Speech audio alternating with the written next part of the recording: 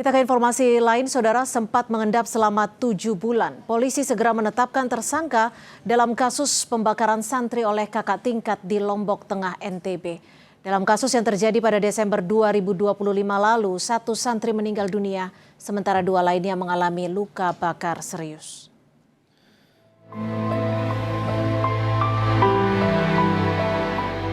Kabar duka dan memilukan datang dari Lombok Tengah, Nusa Tenggara Barat. 3 orang santri dibakar kakak tingkatnya.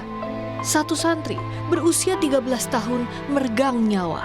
Sementara 2 rekannya kini harus berjuang melawan trauma fisik dan batin akibat luka bakar yang parah. Peristiwa yang sempat tertutup rapat sejak Desember 2025 akhirnya mencuat ke publik pada Juni lalu setelah salah satu korban melaporkan peristiwa ini ke polisi. Berdasarkan keterangan kuasa hukum korban sekaligus Ketua Lembaga Perlindungan Anak LPA Mataram Joko Jumadi, peristiwa bermula saat pelaku menyuruh salah satu korban membeli bensin untuk dibawa ke TKP. Pelaku kemudian menyalakan api hingga menyambar dan terkena botol bensin dan menyebabkan 3 korban terbakar di dalam ruangan tersebut.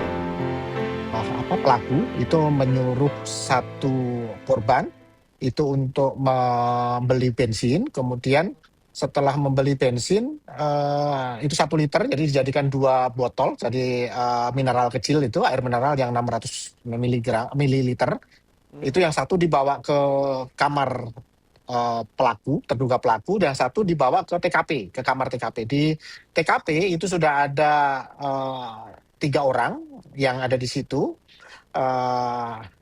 bersama dengan si pelaku, jadi ada 5 orang totalnya, yang kemudian si pelaku di situ sempat menyalakan api di dalam mika.